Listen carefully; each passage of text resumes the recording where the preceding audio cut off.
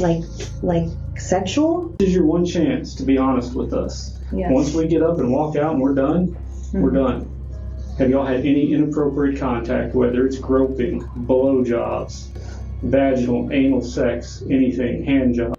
Geez, how many years ago was that? I don't even know what year she, got killed. Where was his apartment? On Roscoe. Okay. Yeah, Roscoe and east or west of DeSoto. This is Stephanie Lazarus, a Los Angeles police detective being secretly recorded during an unexpected interrogation. She had been summoned under the pretense of discussing a stolen art case, but the officers had a different agenda. They were dealing with a case so heinous, it sent shivers down everyone's spine.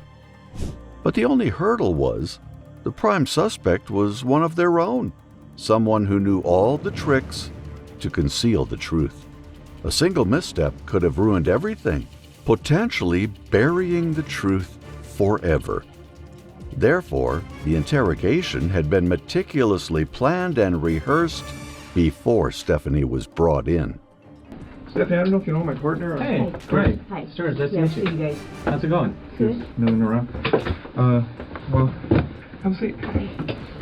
What this is I didn't want to bring this up in your squadron. Oh, no, it's fine. I think we're good. Quarter to let this turn off. You're gonna bring somebody in, right? Yeah, well, I can explain the whole okay. thing.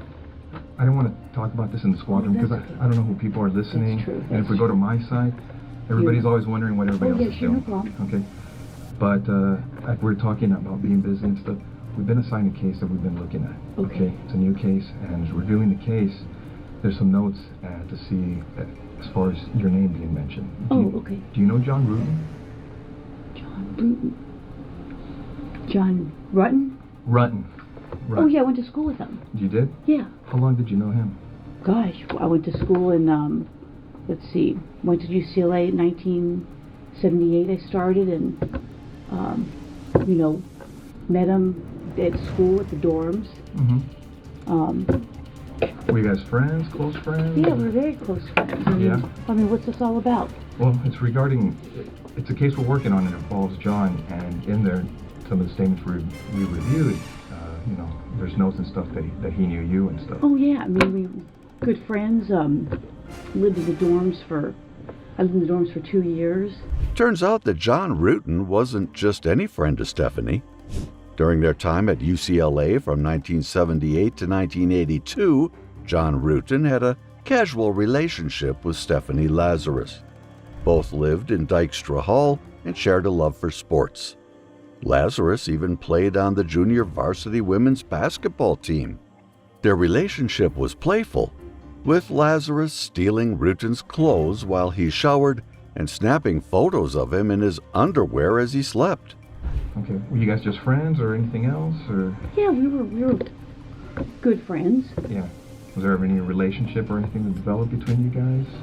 Yeah, I mean, we dated, I mean, what's this all about? Well, it's relating to his wife.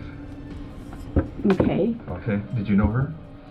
Not really. I mean, I knew that he got married years ago. Who she was or anything? Well, God, it's been a long time ago. I may have met her. Yeah. Well, let me see. Let me ask you. You said you dated John. How long did you guys date? I mean, are you guys? Is this something? I mean, you said I was going to interview somebody about art, and how you guys are. Here's I mean, Stephanie, here's the situation. Is basically, we knew that this, when we saw this in this chrono, that maybe there was some relationship there. That's what the chrono seemed to indicate, and we didn't want to come up to you at your desk and ask those kinds of questions or do anything. You know how up there people can see what's going on if you go into an interview room or people are in there getting supplies. Okay. So we wanted to afford you some privacy, some confidentiality to talk about this because we thought it might be, something, you're married to someone else, obviously, and so forth, and that you may not want to, talk about these things in that setting where someone, we don't want the rumor mill or gossip or any of that kind of stuff I mean, to start. that's fine. I mean, It's a confidential place where where your business isn't out there for other people in your division to know about. God, that's been a million years ago. I mean, what year is it now? 2009? I mean, I graduated in 82. 82, yeah. We dated. I dated other guys. I'm sure he dated other girls. Well, let me ask you, roughly how long would you say you guys dated? Oh, jeez. I couldn't even say. I mean, I started school there in 78. Mm-hmm. I started UCLA in 1978. Mm-hmm. I graduated in 82. I don't even remember what year he graduated, if it was a year or two before me. Despite what Stephanie says or believes, the two were never an official couple. Perhaps she wanted it to grow into something more, but for Rutan, it was nothing more than necking and fooling around. Their physical relationship didn't even begin until after he graduated. John ultimately accepted a job with a hard drive manufacturer. Lazarus joined the LAPD as a uniformed officer in 1983. Rutan eventually moved on and fell for Sherry Rasmussen, a brilliant and accomplished nurse. But Lazarus wasn't ready to let go. She threw Rutan a surprise party for his 25th birthday, unaware that he was dating other women or that his relationship with Rasmussen had become serious. When she found out, she was devastated. I think he was a little bit older than I was. I mean, I can't remember if he was born, let's say I was born in 1960. I don't know if he was born in 58 or 59. I mean, I knew his parents, I knew his sister. His brother went to Northridge. His sister spent the night at my house before. Obviously, I'd spent the night at his house before. He probably spent the night at my house before. I don't. Well, correct me if I'm wrong, because from what you're telling me, you guys dated while you were in college together, right? Yeah, and probably after college. I can't. Geez, trying to think when I met my husband. I met my husband in. When did I meet Scott? Let's see. We had long stopped, dating before that. So you haven't talked to him for a long time? Oh, I think I haven't talked to him in a long time. I couldn't even tell you when the last time I talked to him. I met Scott, I'm thinking in 92 maybe, April of 92. It was Scott being your husband. Yeah, I'm trying to think. I was teaching DARE. Let's see, what year is this? We'll be married. I got married in 1996. I think I met Scott in 92. Prior to that, I couldn't tell you how long I had talked to John prior to that. But since you met your husband, Scott, you haven't talked to him? I mean, he may have called me once or twice before we got married. Right.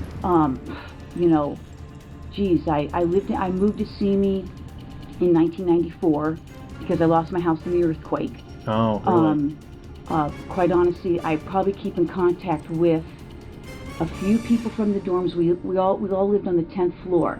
And you were saying that it's 2009 now. Had you ever met his wife? I may have. Do you remember her name or anything, or?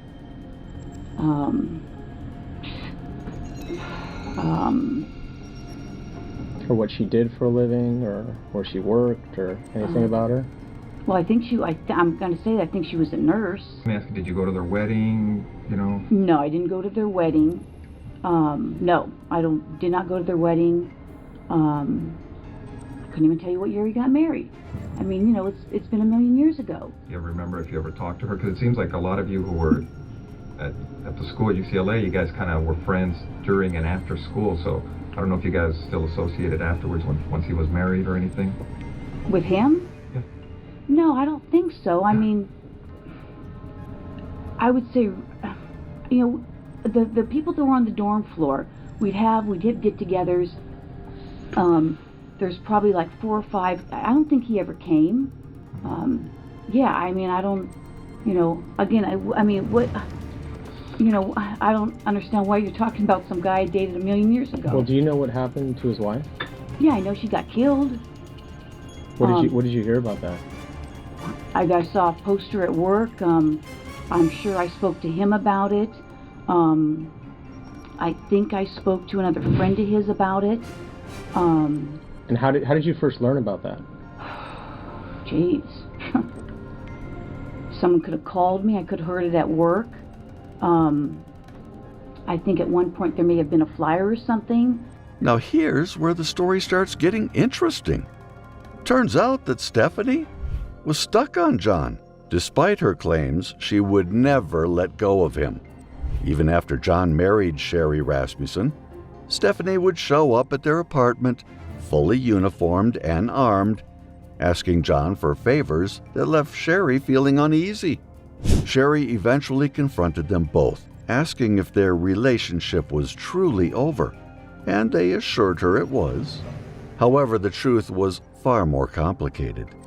John had a brief affair with Stephanie, a secret that wouldn't come to light until much later. However, no one could have anticipated what came next. On February 24, 1986, tragedy struck. Sherry was found brutally beaten and shot 3 times in the Van Nuys apartment she shared with John. The LAPD quickly dismissed it as a botched burglary, and the case went cold. But Sherry's father couldn't shake the feeling that something far more sinister was at play, that the woman who once loved his son might be hiding a deadly secret. He was convinced that Stephanie was the true suspect. Uncomfortable. I mean, I can't even remember if we had a conversation. I mean, we may have. I may have seen her at his apartment. You know, geez, how many years ago was that? I don't even know what year she, got killed. Where was his apartment? On Roscoe. Okay. Yeah, Roscoe and east or west of DeSoto. Either east or west of DeSoto. Do you know, or?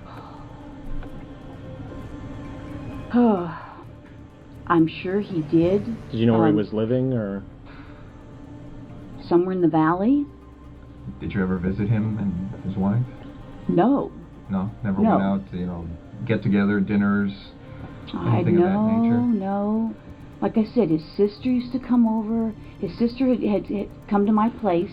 I knew his brother because his brother played basketball at Northridge. In fact, I was just coming across some pictures that I had just scanned from. I take a lot of photos, like 10,000, and I just did a service where I scanned everything. And I'd seen some pictures of his brother playing basketball. Where you just put them all on your computer so you could have them accessible and do things with them? I don't think we ever socialized. He'd still call me. I can't say that I would. I mean, if he's married, I don't know that I would have called him. I mean, maybe. Who knows? I don't know. It's been a million years ago. How long was John married before his wife died? I have no idea. I have no idea. After his wife died, did you talk to him again or anything? Yeah, I mean, I did talk to him. Mm-hmm. I talked to him, probably his parents, probably some other friends. I'm sure I talked to him. But you're not sure where he moved to after he got married? No idea. I mean, never went over to visit him, or I don't think. meet I his mean, I wife, don't think so. I mean,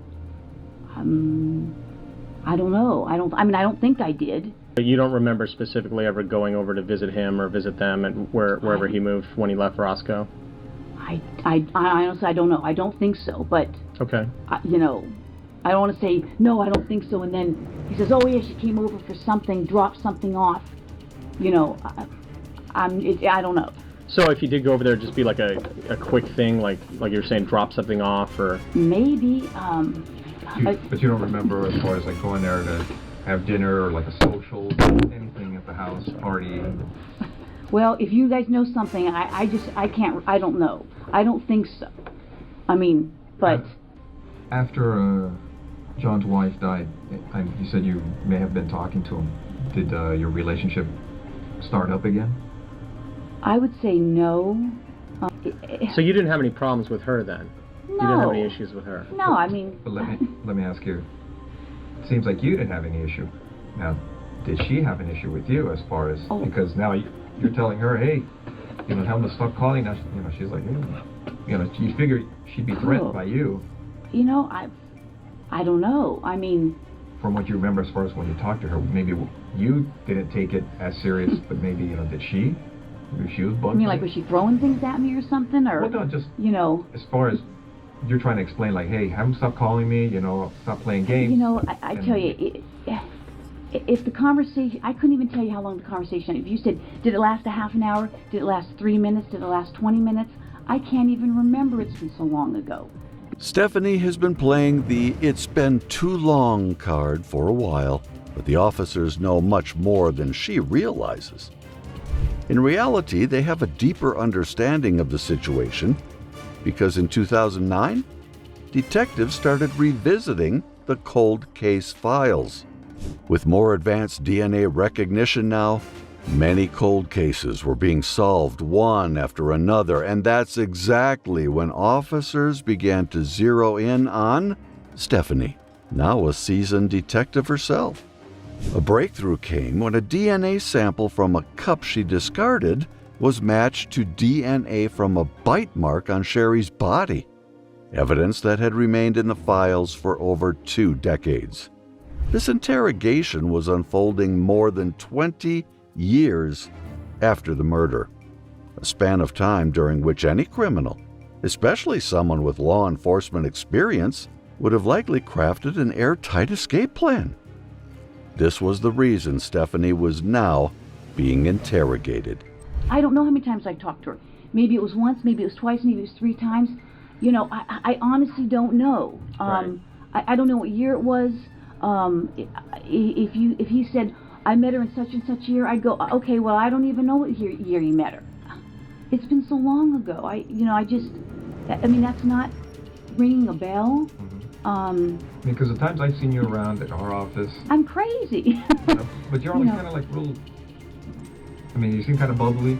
Oh, you know, But- people think I'm really hyper, but I can get upset, you know, and then I forget 5 seconds later, you know how guys razz you and you go, you know, I mean, I've done that in the office, you know, but it's like, and then I'm, you know, I mean,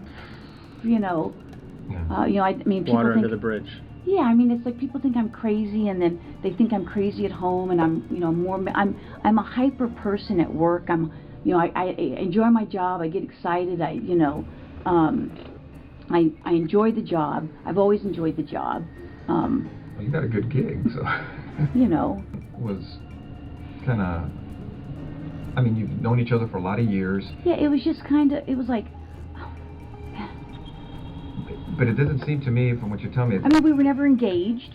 I mean, it Right, wasn't like yeah. we were planning to get married. You know, it was like, it was, I don't know how to describe it. I mean, would you say there wasn't a lot of drama in this relationship? oh no, I don't think there was drama. As far as what the friends are saying in regards to this, you know, the problems that they're saying you were having with Sherry. I mean, it seems You like know, the that- relationship is just going on an even plane. That just, I don't have a recollection of that at all. No? No. And because from what you're telling me is when you guys met at the hospital, I mean, you guys talked, but it wasn't, from what you recall, confrontational I don't think so. from either side. I mean, I'm trying to, you know, turn my memory back, you know, and I can't even picture the conversation. I mean, I can't even picture the conversation. People said that's not ringing a bell to me at all. I mean, it's not. I mean, that's not ringing a bell Was to there me ever, at all. was there ever a time when you and Sherry were talking and John had to maybe go like, hey, you guys relax, you know, or anything like that? I think so. About, you know, ever going to her house and having a dispute like that? You know, I'm just.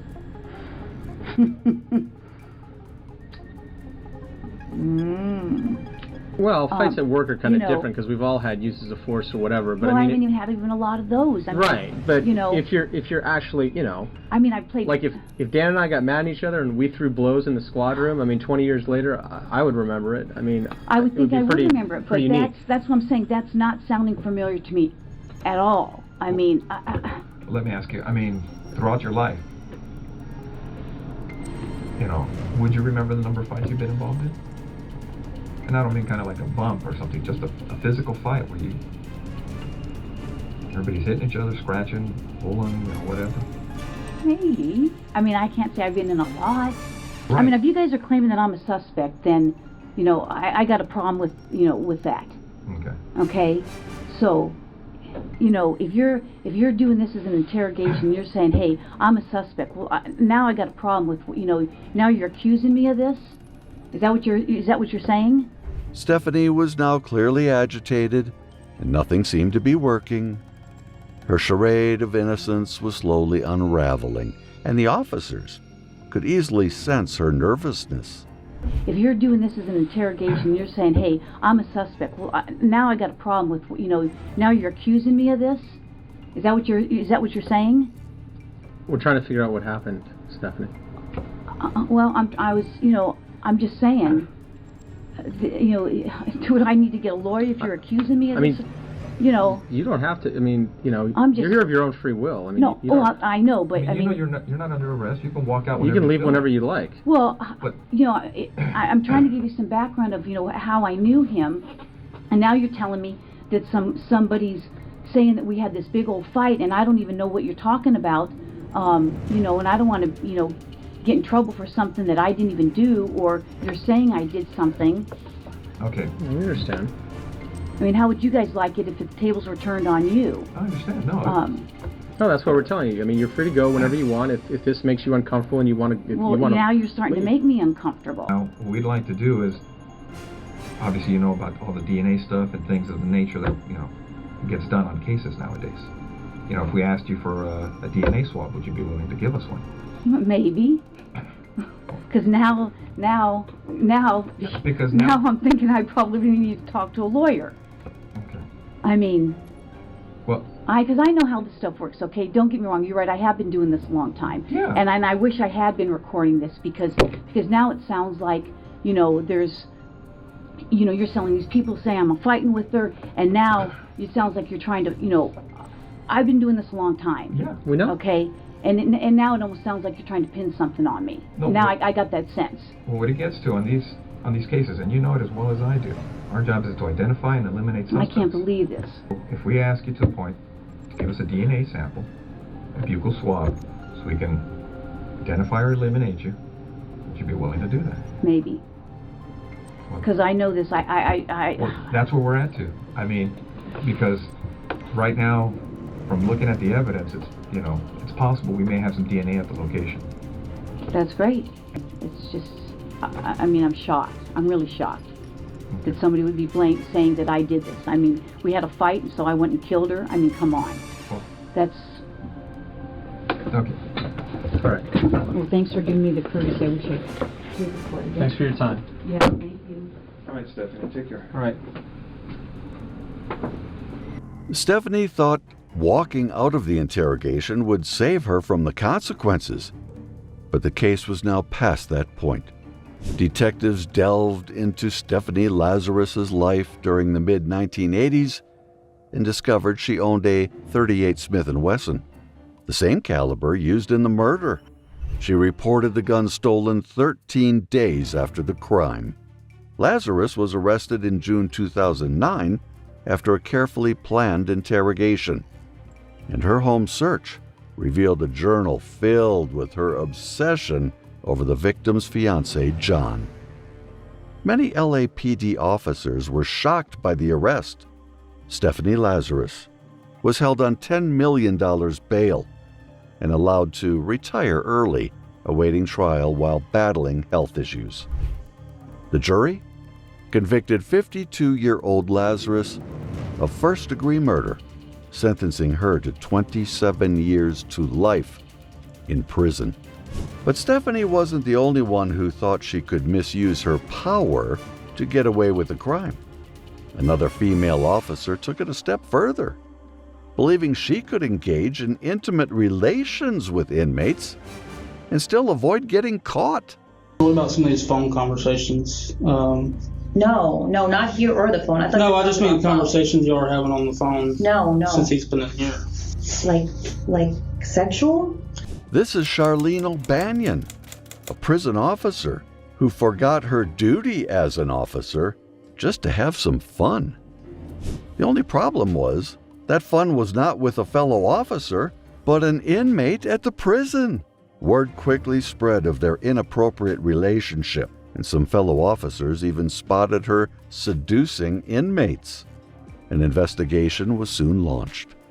Charlene, who should have felt regret for her actions, acted like a saint, thinking she had hidden her wrongdoings pretty well. But the detectives had gathered all the evidence they needed. Now, they were about to expose her secrets and teach her a lesson that she would never forget. We're notified of a possible improper relationship between you and Jacob Parker. So we're here for that, and I just kind of want to talk to you about it and get your side of that story. From the beginning, Charlene was sitting with an air of confidence, as if she was certain she'd escape all consequences. But as the investigation unfolded, her attitude shifted dramatically. She quickly became defensive, and this change in her demeanor signaled her guilt to the investigating officers. Don't know anything about it. Okay. Have you talked to him on any jail phone calls or anything like that? No. And where would you think that this allegation would come from if there's nothing to it? I had a feeling this was coming. So there was an inmate named Coker, Justin Coker. Okay. He got out of here for I don't know what period of time, and he tried to contact me on Facebook. He sent me a message, and I blocked him on Facebook. Charlene is trying to play it cool, pretending it's the inmate who's interested in her. However, her efforts to downplay the situation only serve to highlight her own involvement. Parker was going back to Pequot to use the bathroom, and he was talking like at the window with me. Mm-hmm. And I guess Coker like didn't like that, which I had no contact with him or anything. And Parker had told me that he had gone up to him and was like, "Don't talk to her," or something crazy like that. I'm just not trying to be rude here. I'm just. Yeah. Why would you expect this conversation to come up? I don't know exactly how it started, like who it started from, but I was told that it was brought to somebody's attention, and then we looked at jail calls, and there's jail calls between you and Parker, and all that stuff's recorded. I don't think you're being completely truthful. Well, I kind of know that you're not, and I'm not trying to be rude when I say that. Yeah, no. I'm just kind of trying to lay it out on the table for you. Charlene is trying her best to look calm and collected, but her body is seeming more stiff than relaxed. It's almost as if she's using this facade as a strategy to control her nerves. But in just moments, the interrogating officers are about to deliver a jolt to her nerves that might feel like 1,000 watts of electricity. I guess a few years ago, we talked, and then I ended up here, and then he ended up here. I didn't know he was here. It wasn't anything like that. According to this version of her story, Charlene and the inmate had only known each other briefly before he went to prison, leading to some lighthearted joking, but nothing more. However, the evidence the officers have paints a completely different picture. So what about some of these phone conversations? No, not here or the phone. I thought. No, you were I just talking mean about phone. conversations y'all are having on the phone in here. Like sexual? Take it as that you've given him oral sex at some point, is what No. I gather from these calls. No, that was like in the world, but we never like What kind of conversations have you had with him since you started working here and he's been in the jail? talking about what would happen after he got out. The jail call recordings, have you been talking to him like while you're at home? Like he calls you from the jail while you're at home, or? Charlene has been caught in multiple lies so far. And what's worse, she's been calling him from her own home. For law enforcement and correctional officers to act this way is highly unprofessional. I haven't listened to this, but apparently there may be some talk in the calls about like photographs. Have you given him any photographs? Mm-mm. I gave him a photograph of his mom, which he had asked for, and of his dog, Jax. Have you given him any photographs of you? Mm-mm. So one of the things we're going to be doing is like looking at cameras and stuff too. Has there been any times where y'all were alone? Mm-mm. Charlene was likely confident because after working at the prison for so long, she knew how to evade cameras and to avoid officers on duty by understanding their schedules. However, she overlooked one critical detail. Prison calls aren't exactly private, and this mistake is about to cost her everything. Hey, baby. Hey, bet. Baby, guess what? What, babe? I just won the blackjack game. Yay. You got a lot of stuff to clean and get rid of before you come home. I'm just kidding. Yeah. I don't know. You probably got this weird swing hanging from the ceiling. Candace probably thinks it's a swing set. Well, if I had that swing, you better believe I'd leave that up for you. You'd let me put you in it? Yeah. With a gag ball and everything? This has to be the most embarrassing interrogation in history, and the expressions on Charlene's face make every moment worth it. Just want you to look at me sometimes and be like, damn, my woman's fine. Hmm? And you got a live-ass head game. It wasn't my best moments. I was just trying to get it done. Are you in bed?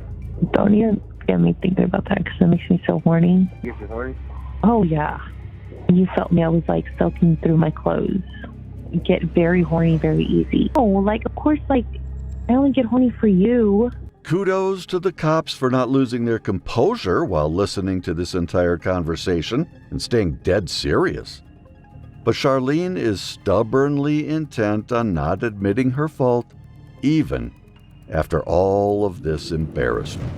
I see how that sounds from like my point of view, like a more recent thing than 3 years ago.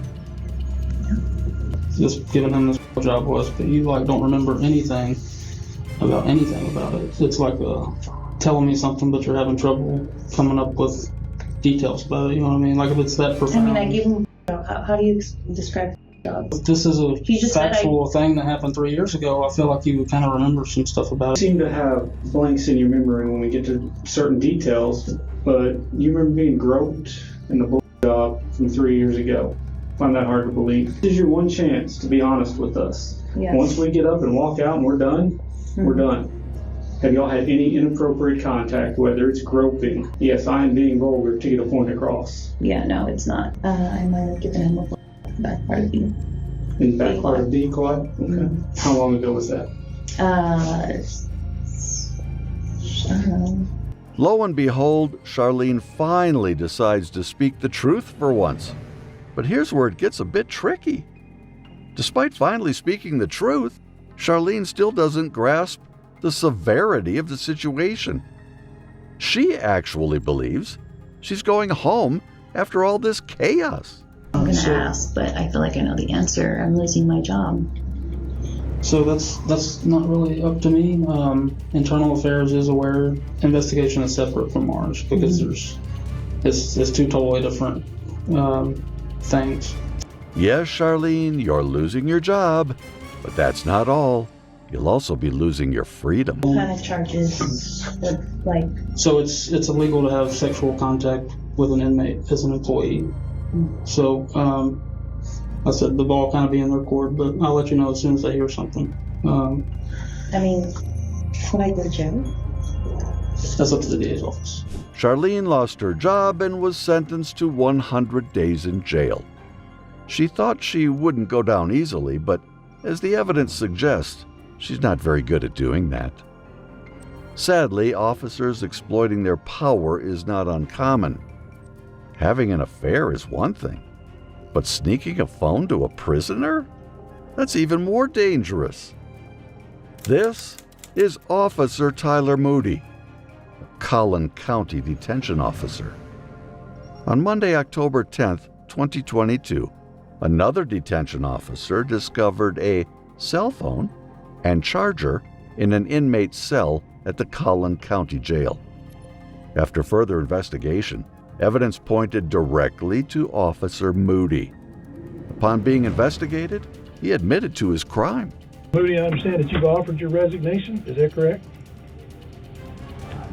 I get fired.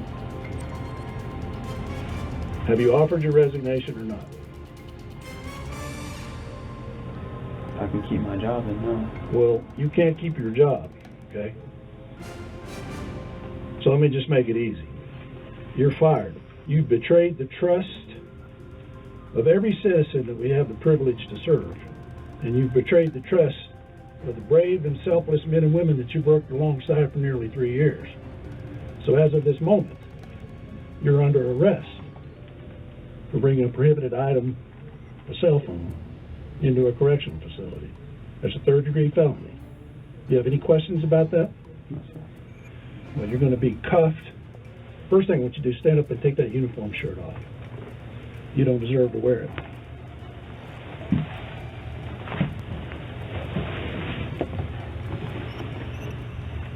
The prisoner Officer Moody had been dealing with was no ordinary inmate. He was serving time for aggravated attacks and murder. However, Officer Moody disregarded his duty for monetary gain. As a result, not only was he stripped of his uniform and job, but he was also arrested and booked into the same jail where he once served. His bond was set at $5,000. All of these cases show that not everyone is worthy of authority and how easy it is to misuse power. What are your thoughts about these cases? Share them in the comments, and I'll see you in the next video.